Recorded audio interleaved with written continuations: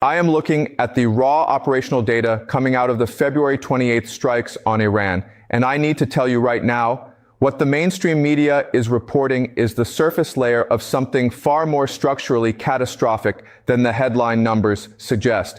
The anchors are giving you footage of smoke over Tehran. They're reading casualty figures. They're putting retired generals in front of cameras to validate a narrative that frames this as a surgical operation with a clear end state. That framing is operationally dishonest and it is dangerous. Here is what I am staring at. I have spent the last several hours cross-referencing CENTCOM statements, satellite imagery assessments, open source signals intelligence, and the parliamentary research briefings out of London, sources the mainstream anchors are not synthesizing into a coherent strategic picture. And the picture that emerges is this. In just the first 12 hours of what the United States designated Operation Epic Fury, American and Israeli forces conducted nearly 900 strikes against Iran, targeting nuclear infrastructure, missile batteries, air defense architecture, and command-level leadership simultaneously. That is not a warning shot. That is a decapitation campaign executed at industrial scale. 3 separate gatherings of Iranian regime officials were struck within half a minute of each other in the opening salvo. Let that sit for a moment. That is not the product of a reaction. That is the product of months, possibly years, of embedded intelligence collection, prepositioned assets, and coordinated multi-domain timing that we are only beginning to understand. On February 28, 2026, Supreme Leader Ali Khamenei was assassinated in an Israeli air attack. The most powerful figure in the Islamic Republic, the singular architect of Iran's 40-year asymmetric deterrence architecture, was removed from the equation on day one. What I am not seeing discussed anywhere with appropriate gravity is the second and third order consequence of that single kinetic event. Because the Iranian deterrence model, the entire strategic logic that kept this region from full conventional war for 4 decades, was not built around missiles. It was built around one man's ability to authorize, constrain, and sequence escalation. That man is gone. What fills that vacuum now is the most consequential geopolitical question of our era, and nobody in prime time is asking it. To understand why this conflict has entered a phase that conventional Western military doctrine was never designed to manage, one must step back from the imagery of burning facilities and examine the geographic and strategic physics of the Iranian theater itself. Iran is not Iraq. It is not Libya. It is not a flat road-networked battlefield where air supremacy translates linearly into ground control. Iran is a nation of 1.6 million square kilometers of mountainous, high-altitude, infrastructurally dispersed terrain. Its nuclear and military architecture was specifically engineered over 3 decades with Russian and Chinese technical assistance to exploit those geographic constraints against any adversary dependent on precision air power. Facilities were bored into mountainsides. Missile batteries were distributed in hardened underground silos across multiple provinces.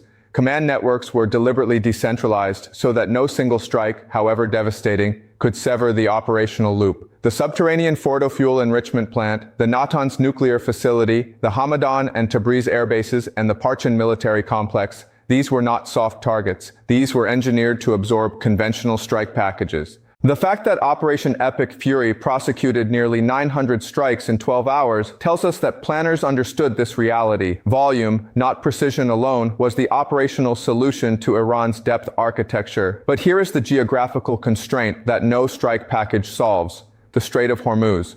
This 33-kilometer-wide choke point, at its narrowest navigable passage, sits where the Persian Gulf exhales into the Gulf of Oman. The 2 navigable shipping lanes, each approximately 3 kilometers wide, thread through waters that are constitutionally Iranian and Omani. There is no alternate routing for supertankers. The pipelines that bypass the strait, the Saudi East-West pipeline, the UAE's Habshan-Fujairah line, carry a combined throughput capacity that covers perhaps 40% of the volume that transits the strait on a normal month. The remainder has no redundant pathway. Around 20% of global petroleum and 20% of liquefied natural gas traverses the Strait of Hormuz annually. Before the conflict, the strait saw approximately 3,000 vessels per month. That number now stands at approximately 5% of its pre-conflict level. This is the operational reality that the Western doctrine of escalation dominance collides with. the United States and Israel can project overwhelming kinetic force inside Iranian territory. What they cannot do, without triggering a global energy and economic event with no historical precedent, is simultaneously dominate the maritime dimension of Iranian retaliation. Iran understood this asymmetry before the first F-35 ever crossed its border. The strait is not a military target, it is a geopolitical detonator, and Tehran has always held the trigger. The second geographic constraint is the distributed nature of Iranian proxy networks across Lebanon, Yemen, Iraq, and Syria, networks that survived the degradation of their patron states' conventional capabilities and now operate with degrees of autonomous decision-making that Western intelligence models consistently underestimate. The tactical architecture of Operation Epic Fury reveals layers of pre-conflict preparation that fundamentally reframe the February 28th strikes as the execution phase of an operation that began, at minimum, 18 months prior. The groundwork was laid during the 12-day war of June 2025.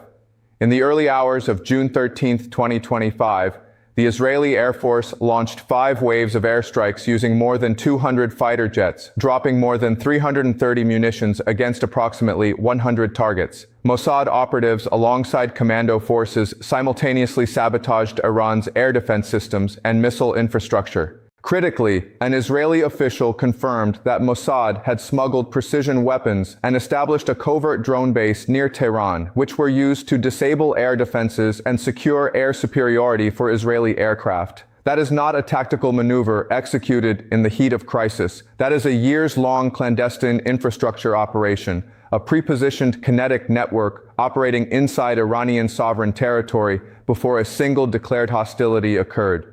The 12-day war also served a specific degradation function.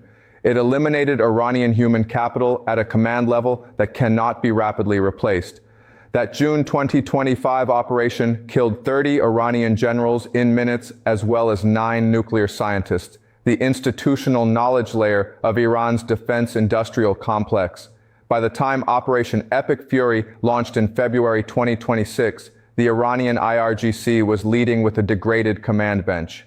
The February 28th operation itself unfolded in a multi-domain simultaneity designed to overwhelm Iranian decision cycles. The 3-pronged strategic logic was decapitate leadership, suppress remaining air defenses and missile launch infrastructure, and destroy nuclear program continuity. The initial strikes killed Defense Minister Aziz Nasirzadeh, 4 senior Ministry of Intelligence officials, the head of intelligence for Iran's emergency command, the head of Khamenei's military office, the director of Iran's Organization of Defensive Innovation and Research, and Chief of Staff Abdolrahim Mousavi, among approximately 40 senior officials eliminated in the opening hours. This was a simultaneous decapitation of the nuclear, intelligence, and conventional military leadership structures executed faster than any successor command protocol could activate. Iran's retaliatory architecture, however, had anticipated precisely this scenario. Iran launched hundreds of drones and ballistic missiles at Israel, U.S. military bases in the region, and across all 6 Gulf Cooperation Council member states: Bahrain, Kuwait, Oman, Qatar, Saudi Arabia, and the UAE, as well as Iraq and Jordan. Iranian missiles targeted the headquarters of the U.S. Navy's 5th Fleet in Bahrain's Jaffa area multiple times. A drone struck the British military base at Akrotiri in Cyprus. Missiles were tracked crossing Lebanese airspace. But here is the critical tactical finding buried beneath the casualty reporting. By the 10th day of the war, Iranian missile and drone attacks had dropped by more than 90%, a reduction steeper than that recorded during the 2025 conflict, credited to effective suppression efforts by U.S. and Israeli missions targeting launcher sites and storage locations. Iran's pre-positioned missile stockpile, decades of investment in asymmetric deterrence through volume saturation, was being systematically hunted and destroyed faster than it could be employed, yet Iran retained one asymmetric instrument that no precision strike can address: the physical closure of the Strait of Hormuz. This is the quintessential anti-access area denial maneuver, not technologically sophisticated, but geographically and economically catastrophic. Iran does not need advanced naval assets to deny the strait. It needs mines, shore-based anti-ship missile batteries along its 1,700 kilometers of coastline, and small fast attack craft capable of threatening supertanker traffic without presenting signature-rich electromagnetic profiles that invite retaliatory fires. It is a $3 billion problem that costs Iran perhaps $200 million to prosecute, the definitional asymmetric trade. Iran's counterstrikes spanned every Gulf Cooperation Council member and struck Arab states where U.S. forces are deployed, demonstrating that even under sustained suppression, Iran retained enough distributed launch capacity to threaten the entirety of the U.S. regional basing architecture simultaneously. The U.S. lost aircraft. CENTCOM confirmed 3 F-15 jets were downed in Kuwait, a friendly fire incident with Kuwaiti air defenses that speaks to the command and control friction inherent in coalition air operations at this pace and scale. This is the tactical reality. The world's most powerful military coalition executed a near-perfect decapitation strike, and the degraded remnants of its target still generated enough distributed kinetic output to functionally close the world's most critical maritime choke point. The macroeconomic translation of what happened on February 28th and what has followed is not a future risk scenario. It is a present compounding reality that is already restructuring energy markets, maritime insurance architecture, and the foundational assumption of the post-1945 rules-based international order. Start with the Strait. The Strait of Hormuz carries approximately 20% of global petroleum and 20% of global liquefied natural gas annually. This is not an abstraction. Europe, which spent 2022 through 2024 engineering an emergency pivot away from Russian energy dependence, re-anchored much of its LNG supply to Gulf state terminals whose product now cannot exit through the strait at any meaningful volume. Japan and South Korea, which source the majority of their hydrocarbon imports from the Gulf, are running emergency inventory calculations. India, which had quietly expanded its Iranian crude imports under sanctions-era workarounds, is now navigating a supply architecture that has been severed at both ends. Oil markets responded with the velocity of a strategic shock. The closure of the strait, combined with Iranian strikes on Saudi Arabian and UAE energy infrastructure, compresses global supply at precisely the moment that demand curves, already elevated post-COVID across Asian manufacturing economies, provide no buffer. The conflict has pushed global oil and gas prices upward, benefiting Russia and, temporarily, Iran itself. That is the geopolitical irony that Washington's war planners appear to have inadequately gamed. The primary near-term macroeconomic beneficiary of a U.S.-Israeli campaign designed to cripple Iran is Vladimir Putin's war economy, which has been operating on commodity revenue lifelines for 3 years. Maritime insurance has effectively bifurcated into two operational realities. War risk premiums for vessels transiting the Persian Gulf, the Gulf of Oman, and the Red Sea, already elevated following Houthi saturation attacks throughout 2024 and 2025, have become functionally prohibitive for standard commercial operators. The P&I clubs are rewriting exclusion language in real time. Vessels that do transit are doing so with government-backed coverage arrangements that exist entirely outside the commercial insurance framework, an invisible subsidy that will ultimately materialize on sovereign balance sheets across Europe and Asia. The unipolar dimension is equally significant and equally underreported.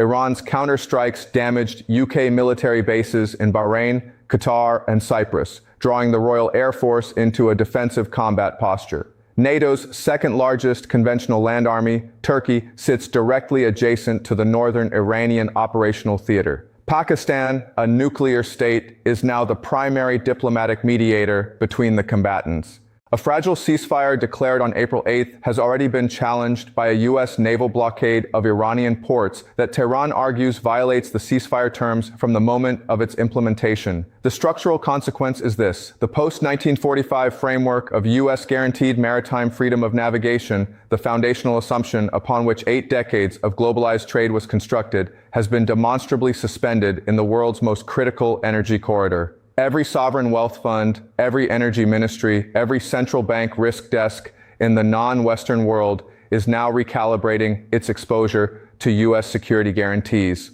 Countries that sought to deepen relations with Arab Gulf states in recent years are now reassessing those relationships with cold calculation, watching Washington simultaneously wage war and blockade in a region that supplies the majority of the world's marginal energy production. The macro investors watching this channel need to hear this clearly. This is not a temporary disruption awaiting a diplomatic resolution. This is a structural repricing of geopolitical risk that will take years to fully metabolize across commodity markets, supply chain insurance frameworks, and sovereign credit ratings across the Middle East and South Asia.